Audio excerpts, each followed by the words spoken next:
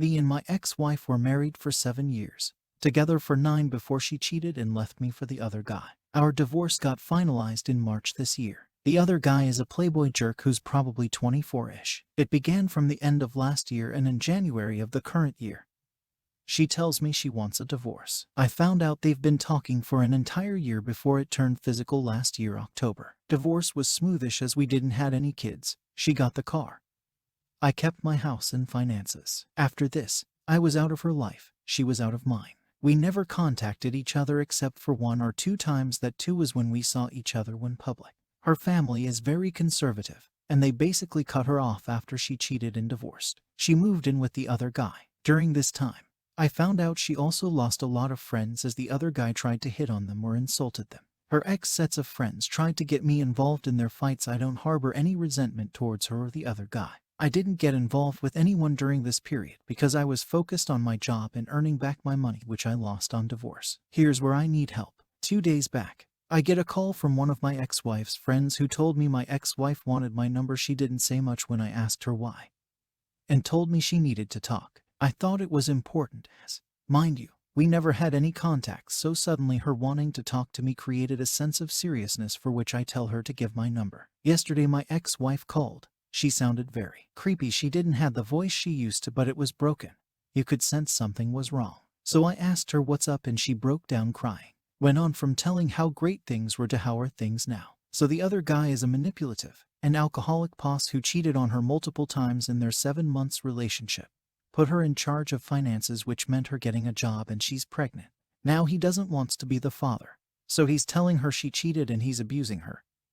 She has no place to go and he wants an abortion if she wants to be together. I asked her why did she called me instead of police. She told me she has nowhere else to go.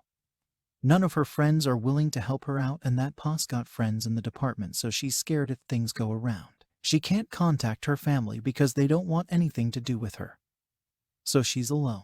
Listening to her made me sad. It really did. I told her I can sympathize but can't do anything else because I don't want to be the third party. I told her whatever relationship we had with each other is over and she's on her own now. Why should I stand up for her when she's no one to me? Besides, they're a couple now. They're dating, and she's the one earning. She has the upper hand. I gave her advices to save funds and run away silently if she doesn't want an abortion. It was a 17 minutes call and she basically wanted to talk more, but I told her I was busy and cut her off. She did mention she was sorry to treat me and leave me. I honestly don't care about that. I told her to contact me only when it's necessary because I really don't want to hear from her no more. Yesterday night I gave a deep thinking to it and felt I should do something because no one deserves this kind of abuses. But I don't want to get in between because getting in between will blow up my own peace. I'm looking for advices if I can do anything to help her out. I called her family, and they told me they want nothing to do with her because she is already dead to them. Story 2. I caught my wife having sex with multiple men every other day. So I am a 34M who started dating a 28 Fahrenheit about a year and a half ago.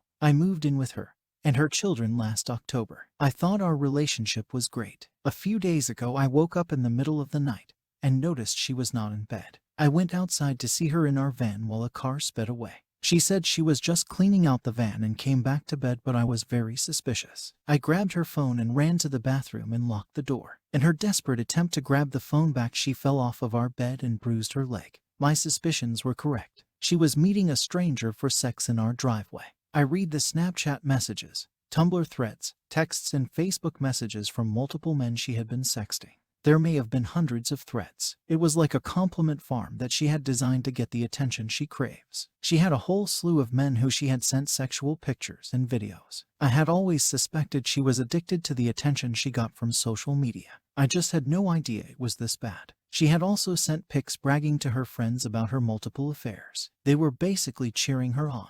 While I kept reading aloud, she was desperately trying to get through the door and screaming at me. She began stabbing the door with a knife. Finally, she went silent and offered to tell me everything. She slept with a male friend of hers 3 times over the last 9 months while I was home watching her children. Twice in our car. She had met 2 other strangers through an app called Whisper and slept with them several times over the last 2 weeks in the middle of the night while I was working and while the kids slept. She did not use condoms. Obviously, I was devastated. I have honestly never heard of such a bad cheating story. I know I am an idiot, but I still love her and her children. She obviously has some kind of addiction and needs help. I offered to stay and work things out. Well, my constant questioning seemed to be too much. After constant fighting, she kicked me out. Earlier today, she made a post on Facebook claiming we broke up because I was abusive. She posted the picture of the bruise. Everyone in my life now thinks I am some kind of monster. All I ever did was try to be good to her and her children. She was the one meeting strangers for anonymous sex in our driveway. She was the one who lied and cheated for nearly our entire relationship. She was cheated on by her ex-husband and made it very clear how painful and devastating she felt. That's why this is all so surprising. She is now getting all the support from friends and family from her Facebook post as if she is the victim.